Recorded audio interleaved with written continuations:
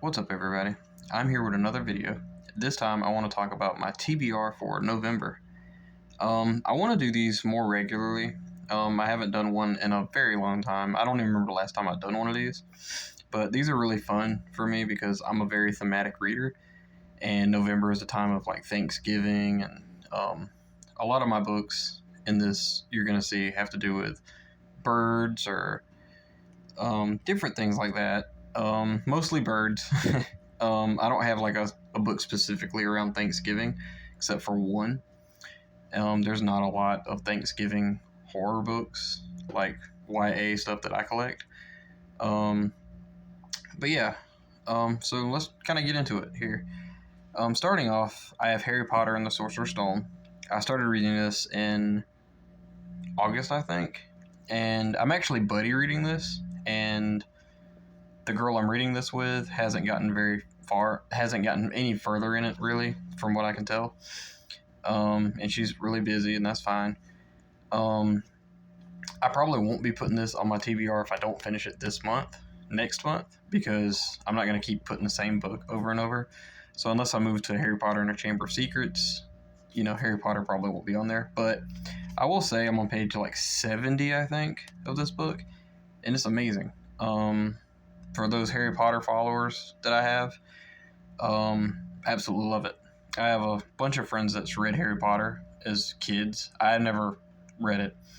I was Goosebumps, Fear Street, all that good stuff.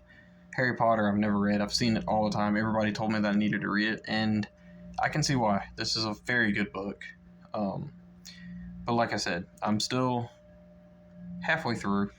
So, or whatever, I don't know how many pages this book has, but yeah, it's Harry Potter and the Sorcerer's Stone.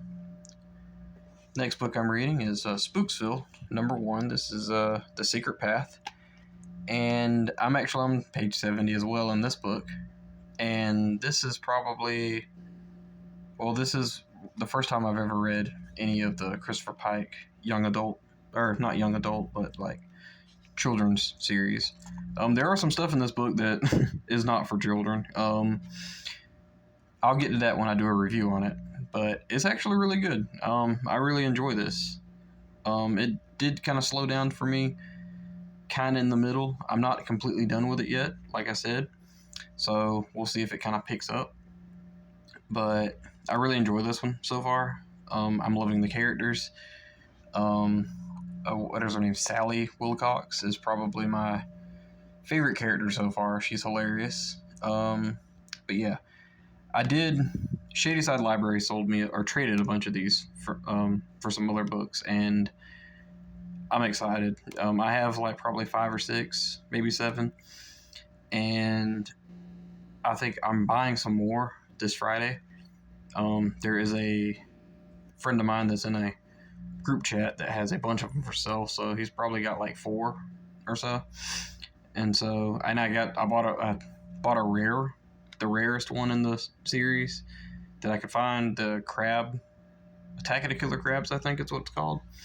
So I don't think Spooksville is going to be too terribly difficult to collect. And yeah, I plan on reading them all. So yeah, there's that.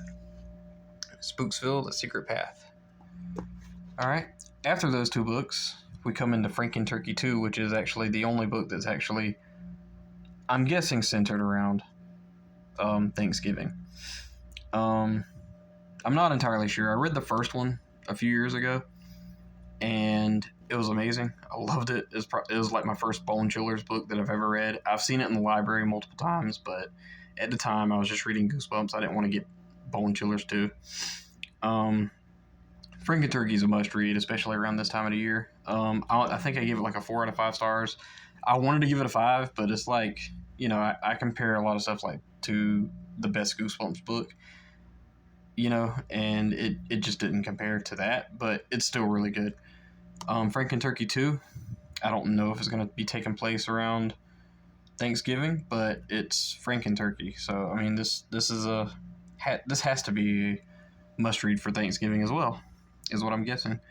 Bone Chillers has not really disappointed that much. I've read one bad one so far, so I'm looking forward to this. I've been wanting to read this for a while. So yeah. And next up isn't a this isn't a Thanksgiving book, but it has the bird theme on there. And this is called The Night Squawker. This is one of the rarer books in the series. I absolutely love this cover. I didn't pay very much for this one either. I got it off Thrift Books, I think. And I absolutely love this cover. I don't know exactly 100% what this book is even about. I know it's something about a bird. This kid gets a bird at a pet store, and it pretty much predicts the future. So I'm hoping it's like Say Cheese and Die, but with a weird bird. We'll see though. But I'm excited to read this one. And I'm probably going to get the next one confused because this one is called Night of the Squawker. So this one's called The Night Squawker and then Night of the Squawker. I already know I'm going to have trouble remembering that. Again, another bird book. I'm not going to lie. This isn't a book that I've been looking forward to reading. Ever since I heard about the summary of this, it sounded like Chicken Chicken. Chicken Chicken is not a book that I was hoping R.L. Stine would kind of reinvent. I'm hoping it's better. I think I've heard some mixed reviews on it. Some people liked it. I don't think I've met anybody that loved it. But in a way, I am kind of excited to read this because I only have 2 more Slappy World books to read. I have this one and Slappy in Dreamland, and I plan on doing reviews for all of them. Speaking of that, I didn't mention it, but the Franken-Turkey 2, I plan on doing a review for Franken-Turkey 1 on here. Because I don't feel my OCD won't let me put Franken-Turkey 2 before Franken-Turkey 1. That just doesn't fly. So yeah, I'm excited. I'm excited for that. I don't know about this one. We'll see. So yeah, that's Night of the Squawker, Goosebumps Slappy World. It's gonna be kind of sad when I finish up the Slappy World series because, you know, a lot of people didn't. Well, I'm gonna say a lot of people didn't love this series. I didn't love it, but I do think there's a lot of better books. I'd have to kind of reevaluate, but I would say off the top of my head, this might sound crazy, Slappy World's better than Horrorland, like overall with how many books are actually like really, really good. And I'd probably say even Most Wanted. Most Wanted is probably my least favorite series, and it's like not that they have like a lot of bad books, it's just they're very mediocre. Like all of the books are just like okay. Like all of the books in that series are like 3 out of 5 stars. There's a couple that's 4 out of 5 stars if I remember right, and I did give one a 5 star. And the one I gave 5 star, nobody else really seems to like. But yeah, I haven't done a review for that one either. But so, in due time, God willing. So yeah, that's Goosebumps, Night of the Squawker. All right, coming up next we have Richie Tinkersley Cusick's The Mall. In August, I actually read. Might have been, yeah, I'm thinking August or September. I think in August. I read a book called Overdue. I've done a review for that on here. Overdue is amazing. Richard Dinklage Cusick is a very great point horror 90s writer. And I've read like 4 or 5 books from her so far, and all of them have been really good. Trick or Treat is probably about my least favorite one that I've read by her.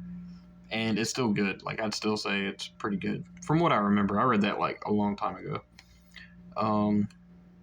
The Mall, I have no idea what it's about. But this is another book that I'll be buddy reading with. I have a friend on Instagram that has a lot of her books.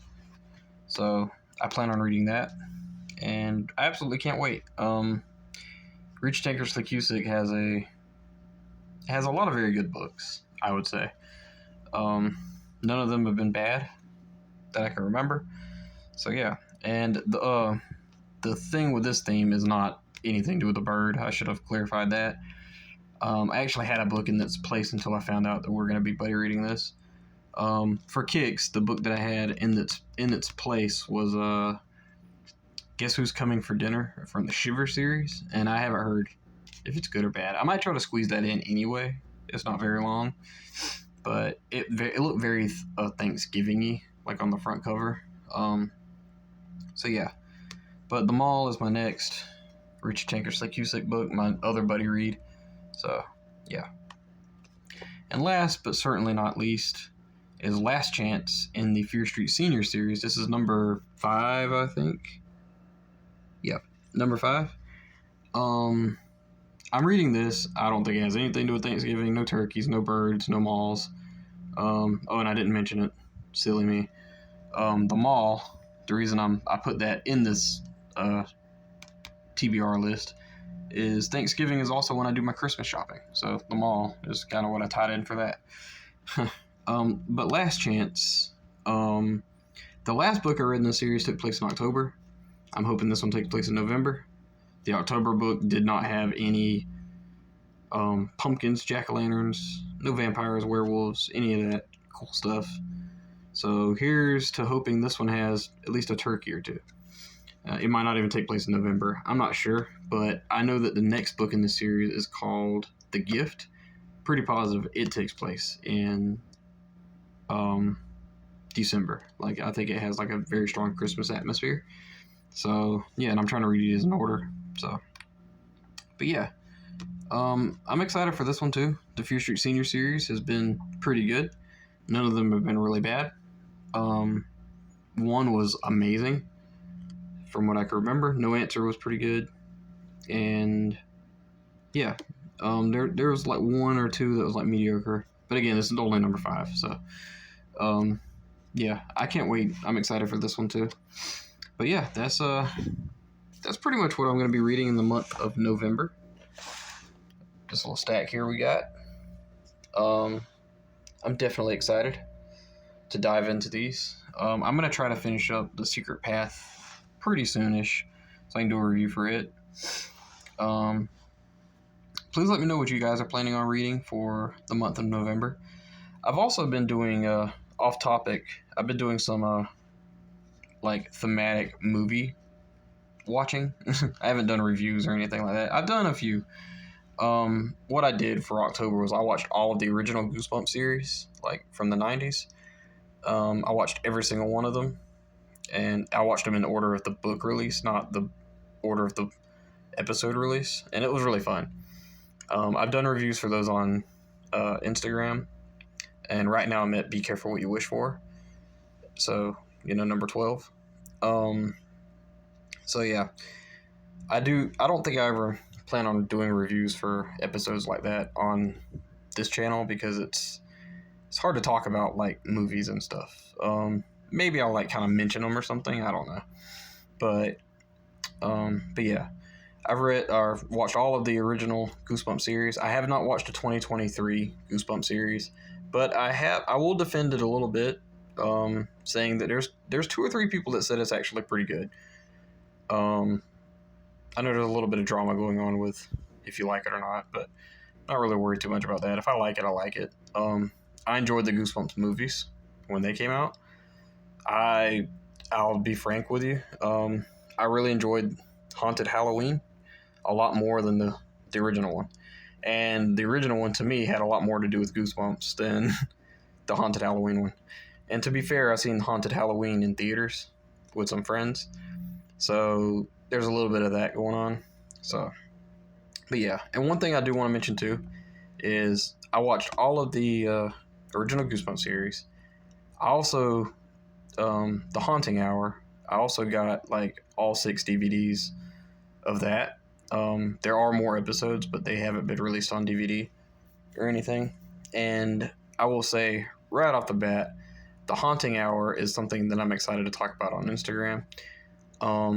One of the best episodes that just comes to mind, like right off the bat, there's an episode called The Walls, and it's easily one of my favorites. I will be talking about that on Instagram, so if you guys don't follow me on Instagram, go give it a look. I plan on doing a review pretty soon on some of those. But yeah, my main point of rambling about Goosebumps and Haunting Hour and stuff was I wanted to know what was some good, because I haven't seen a lot of horror movies that take place around Thanksgiving.